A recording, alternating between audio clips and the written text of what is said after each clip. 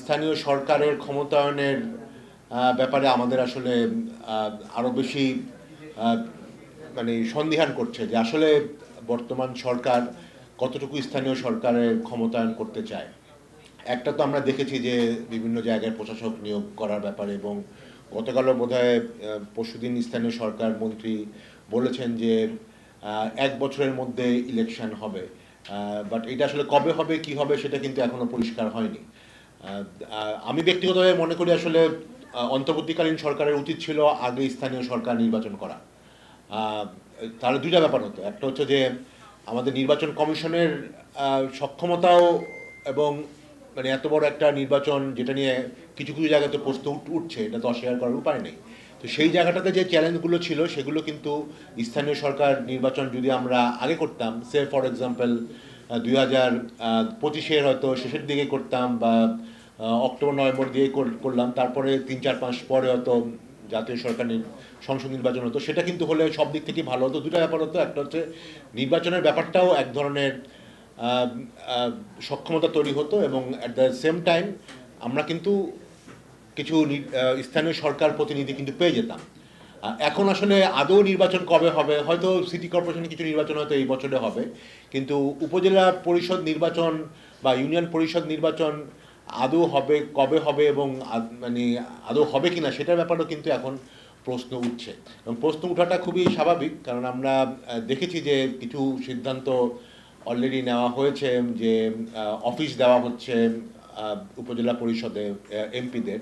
তো এখন এমপিরা, এবং এটা সব দলেরই আসলে, শুধু সরকারি দল না, সব দলের এমপিরা কিন্তু এখন একটা এক্সট্রা ক্ষমতা ভোগ করছে, এবং তারাও কিন্তু আমি দেখি না যে গত তো প্রায় 30-40 দিন হলো, 30-40 সেশন হলো সংসদে। এই স্থানীয় সংসদ বিভিন্ন ব্যাপারে কথা হয়েছে, কিন্তু স্থানীয় সরকার যাতে নির্বাচন কবে হবে কি হবে সেই ব্যাপারে কিন্তু খুব বেশি আমি বিরোধী দলের এমপিদেরও সরকারকে খুব প্রশ্ন করতে দেখিনি বা চাপ দিতে দেখিনি। তো সেই জন্য আমাদের কাছে মনে হয়েছে যে আসলে স্থানীয় সরকার শক্তিশালী হোক, এটাকে আদৌ আমাদের সম্মানিত এমপিরা চায় কিনা। এখন এই জন্য আসলে আমার কাছে মনে হয় যে শুধু সরকারের আইন তো অফকোর্স করতে হবে, নির্বাচন যদি হয়ও তার আগে। বাট আমার কাছে যেটা আমরা নাগরিক সমাজ থেকে সবসময় বলে আসছিলাম যে আহ, আমাদের যে নির্বাচন পদ্ধতি এবং আমাদের সরকার গঠনের পদ্ধতি, সেই ক্ষেত্রে আসলে কিছু মৌলিক সংস্কার দরকার। এবং সেটার জন্যই কিন্তু একটা ব্যাপার ছিল যে আহ, মানে বেসিক একটা জায়গা যে আসলে আমাদের সংসদের মেইন কাজ কি, সংসদের মেইন কাজ কি আইন প্রণয়ন করা, নাকি সংসদের মেইন কাজ স্থানীয় ব্যাপারগুলো দেখা। তো আমাদের সংবিধানে তো অফকোর্স এটা বলাই আছে তাদের কাজ কি, কিন্তু যেভাবে আমাদের এই FTPT system, first past the post system আমরা চালু করেছি, বা আমরা আমাদের বর্তমান সংবিধানে আছে, আমি মনে করি যে যতদিন পর্যন্ত আসলে এই ফরম্যাটে এফটিপিটি থাকবে, আহ, যে 300 আসন থেকে যারা সংসদে নির্বাচিত হবে তারাই রাষ্ট্র পরিচালনা করবে, এই নিয়ম যতদিন পর্যন্ত থাকবে ততদিন পর্যন্ত আসলে আমরা যতই বলি না কেন আমরা স্থানীয় সরকার বা স্থানীয় পর্যায়ে আমরা ক্ষমতা দিতে পারবো না। কারণ এই ক্ষেত্রে এমপিরাই বা সংসদ সদস্যরাই সবচেয়ে বড় বাধা হবে স্থানীয় সরকারকে ক্ষমতায়ন করার জন্য। তো এই জন্য কিন্তু অনেক কান্ট্রিতে আমরা যদি দেখি, আমার অনেক কান্ট্রিতে, আমাদের পার্শ্ববর্তী দেশ নেপালে আছে, ইভেন ইউরোপে জার্মানিতে অনেক কান্ট্রিতে কিন্তু এক ধরনের, হ্যাঁ শ্রীলঙ্কায় আছে, এক ধরনের ভারসাম্য আছে, যে যেটাতে আসলে একভাবে ভারসাম্য আমরা আনার চেষ্টা প্রপোজ করেছিলাম, যে উচ্চ কক্ষ করে সেক্ষেত্রে এক ধরনের প্রপোর্শনাল রিপ্রেজেন্টেশন, যাতে আসলে মানে যেই আইনগুলো হবে সেই আইনগুলোতে আসলে রাজনৈতিক দলগুলো সরাসরি কোনো ব্যক্তি হিসাবে না, সরাসরি এক ধরনের ইনফ্লুয়েন্স করতে পারে বা তাদের রিপ্রেজেন্টেশন হয়। আবার আমরা অনেকেই কিন্তু তখন ব্যক্তিগতভাবে বলেছিলাম যে আসলে আপার হাউস পিয়ার হলেই যে ব্যাপারটা পুরোপুরি সলভ হবে তা না।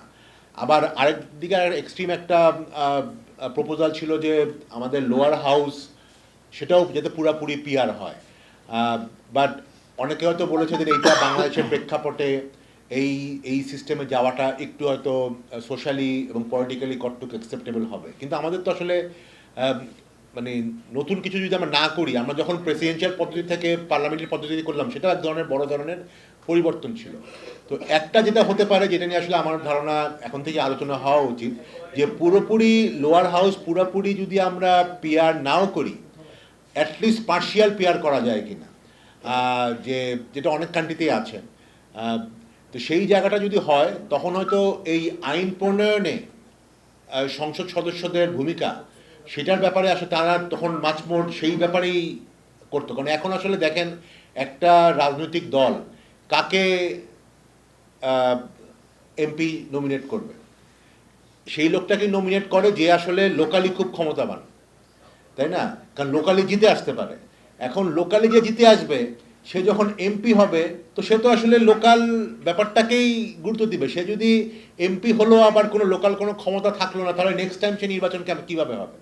অতএব তাকে, সে বর্তমান সিস্টেমে যদি এমপি হিসাবে নির্বাচন হয় এবং লোকাল পদ্ধতিতেই নির্বাচন হয়, মানে সে আসলে by default he is the basically upazila chairman, তাই না? এবং আমরা দেখছি এটা, আমাদের এমপিরা কিন্তু সংসদে এসে যত না বেশি জাতীয় ব্যাপারে কথা বলে, তার থেকে বেশি লোকাল ব্যাপারই আসলে কথা বলছে।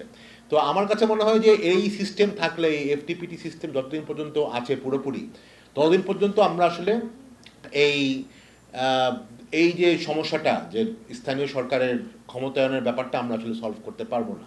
এখানে মৌলিক কিছু আমাদের সংস্কার, কাঠামোগত সংস্কার করতে হবে। এবং এই কাঠামোগত সংস্কারটা কি পুরোপুরি প্রপোর্শনাল রিপ্রেজেন্টেশন হবে যে সংসদে, নাকি some kind of mixed PR, যেখানে হয়তো সে ফর এক্সাম্পল 600 আসন থাকতে পারে, 600 আসনের মধ্যে হয়তো 300 আসন বর্তমানের মতনই হলো, এবং আরও বাকি 300 আসন প্রপোর্শনাল রিপ্রেজেন্টেশন আনুপাতিক হারে হলো।